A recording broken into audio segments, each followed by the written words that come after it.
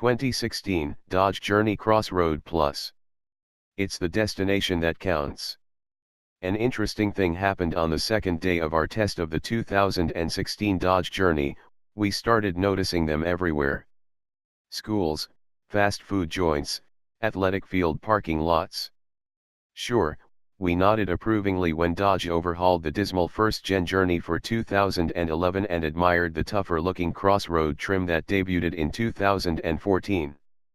But until now, any Journeys we've encountered in the wild have disappeared into the landscape.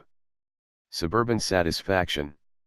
We shouldn't be surprised to see so many examples of the Journey crossover, as Dodge sold more than 105,000 units in 2015 alone and nearly 94,000 in 2014. With prices ranging from $21,990 for a two-row, four-cylinder, front-wheel drive model to nearly $40,000 for a full boat, three-row, all-wheel drive V6R/T, the Journey certainly casts a wide net over the midsize crossover segment. The Crossroad Plus trim, below only the R/T in the hierarchy, of our test car brings unique front and rear styling, platinum chrome roof rails, side sills, and front and rear fascia accents, 19-inch aluminum wheels, and some additional minor embellishments.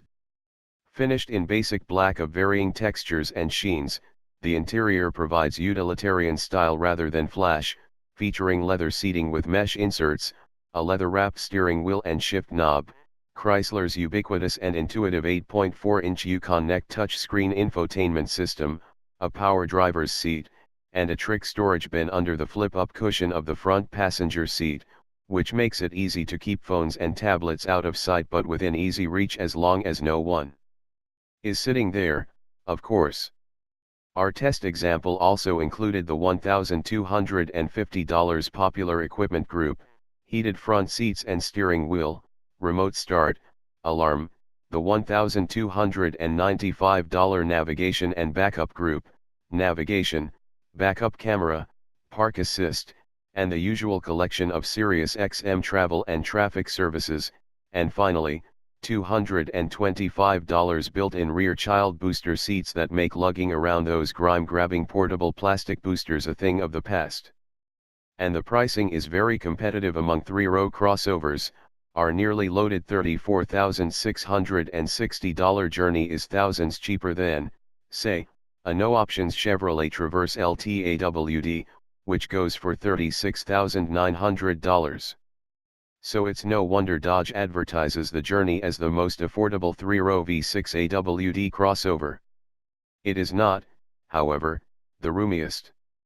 Encouraged by the easy use and functionality of the aforementioned second-row booster seats, we figured the time was right to let the kiddies populate the third row, and that's where things hit a snag. Despite being equipped with the necessary articulation to allow the second row to in theory move out of the way, it's still a painfully tight squeeze through the gap into the third row.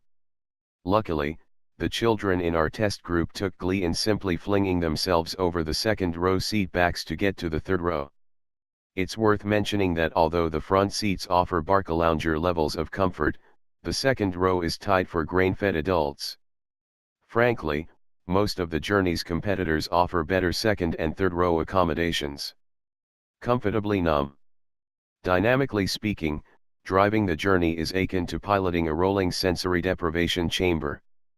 The steering, brakes, and other controls are vague and feel disconnected, even compared with uninvolving three-row competitors such as the Toyota Highlander.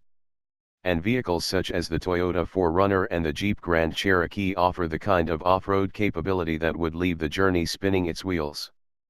But the Journey will work among those for whom the weight of day-to-day life has long supplanted any need to contemplate the subtle intricacies of chassis refinement or rock-crawling capabilities.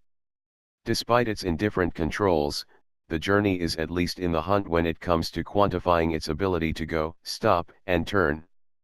Equipped with the optional 3.6-liter Pentasta V6 and all-wheel drive, our test car required 7.8 seconds to reach 60 miles per hour and 16.1 to complete the quarter mile, clocking within several tenths of the numbers posted by the 2013 Dodge Journey V6 we tested earlier. With 283 horsepower and 260 lb-ft of torque, the corporate V6 pulls competitively, but the engine feels like it doesn't really wake up until about 3,500 rpm, and the 6-speed automatic is lackadaisical. Slow to respond whether shifted manually or left to its own devices, the gearbox in our test car repeatedly exhibited a clumsy 2-3 upshift that probably added a few tenths to the acceleration times. The stop from 70 miles per hour consumed a respectable 177 feet, and the 225/55 R19 Cum-Ho Solus KH16 tires held on long enough to post 0.76 grams of grip on our 300-foot skid pad. These numbers fall reasonably close to those produced by the midsize crossover set, such as the two-row Nissan Murano, 178 feet, 0.78 grams, and the three-row Toyota Highlander, 186 feet, 0.80 grams. So while the journey is capable of keeping the pack in sight when pressed, it doesn't really enjoy it. Finally, we were disappointed with the 17 mpg overall that our journey returned. To compare apples to bigger apples, that's the same mileage figure we achieved in our test of its big brother, the Dodge Durango with the 360 HP Hemi V8. If fuel efficiency is your goal, there are thriftier ways to ride than a journey with the V6 engine. It's been said that life is a journey, not a destination. Dodge Journey owners, on the other hand, are advised to focus on the destination part, as there are numerous competitors that make for more compelling travel partners.